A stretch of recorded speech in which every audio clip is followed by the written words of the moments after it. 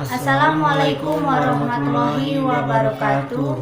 Perkenalkan, saya Jyoti Ayu Lestari dengan nomor NPM 2173216 dari Prodi Mekanisasi Pertanian. Di sini saya bersama teman saya. Perkenalkan, nama saya Airlangga Alvito, nomor NPM 217322002 dari Prodi Mekanisasi Pertanian. Baiklah, di sini kami akan membahas mengenai kondisi demokrasi di Indonesia pada saat ini. Kalau menurut pendapat kamu, dari kata demokrasi itu apa sih? Kalau menurut saya sendiri, demokrasi di Indonesia sekarang mulai menurun karena masyarakat kurangnya sikap persatuan dan kesatuan di dalam mengantisipasi pemberontakan atau penjajahan dari luar, dan masyarakat Indonesia sekarang lebih mementingkan urusan individual dibandingkan urusan bangsa dan negaranya sendiri. Bagaimana kalau menurut pendapatmu?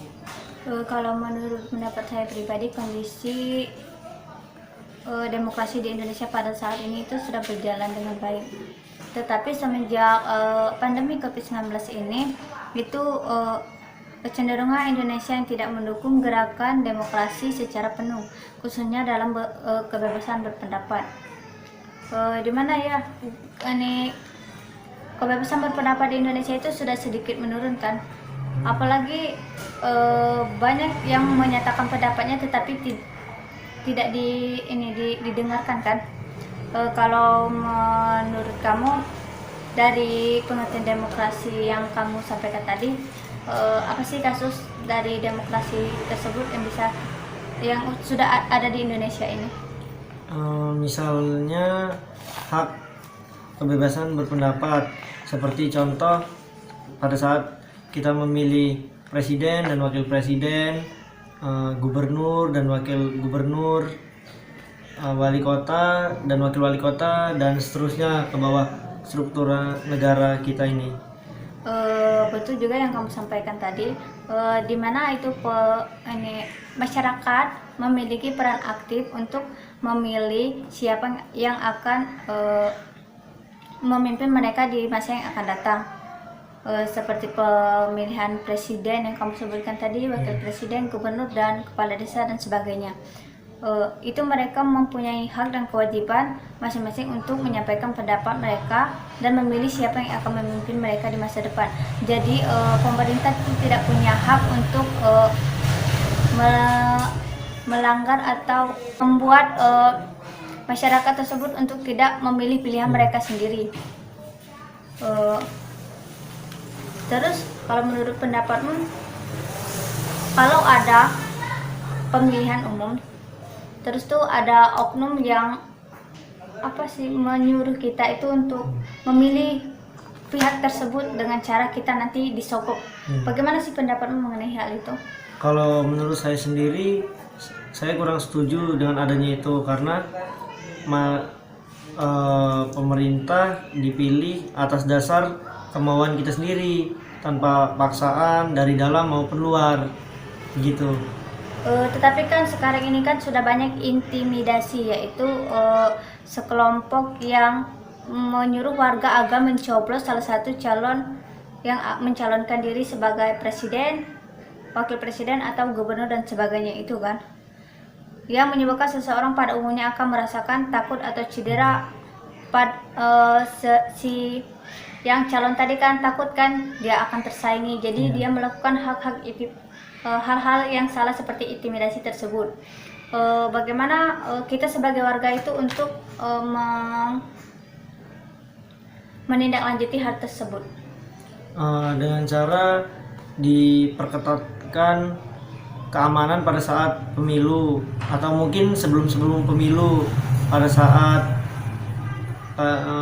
calon wakil presiden dan presiden kampanye, mereka kan janji, misal kayak jika mereka terpilih akan membangun gedung atau jalan begini.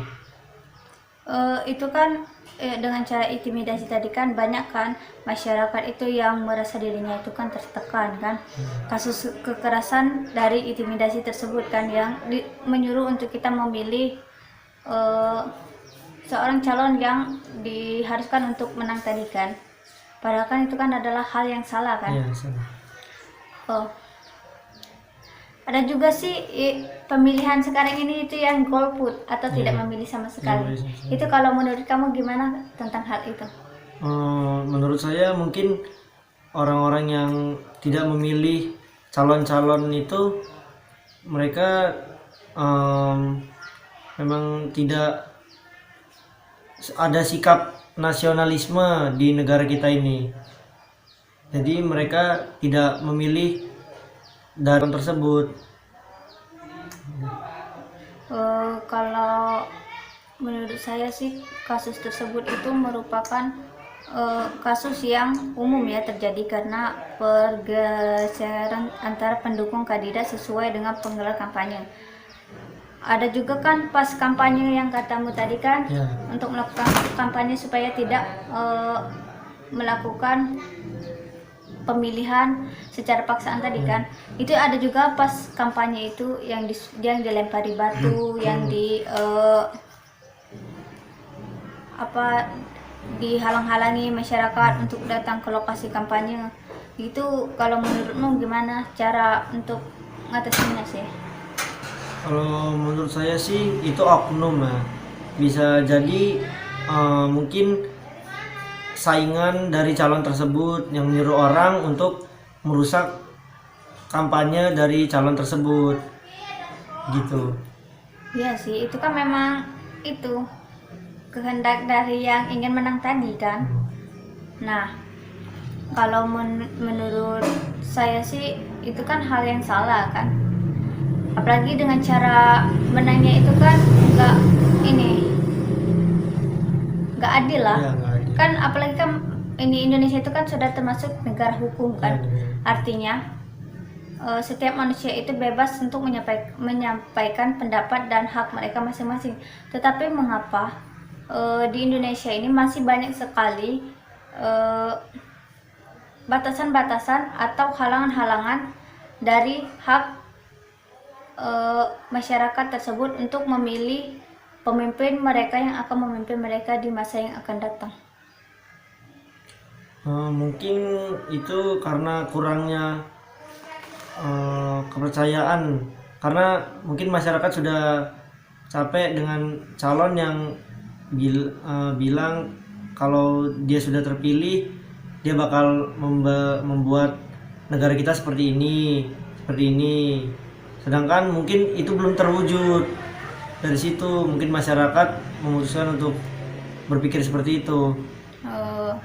Jadi kesimpulannya itu kalau di Indonesia itu demokrasinya itu masih kurang kan? Masih kurang. Dan menurun kan? Menurun.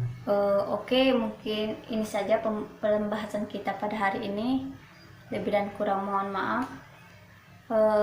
Kami akhiri. Wassalamualaikum warahmatullahi wabarakatuh.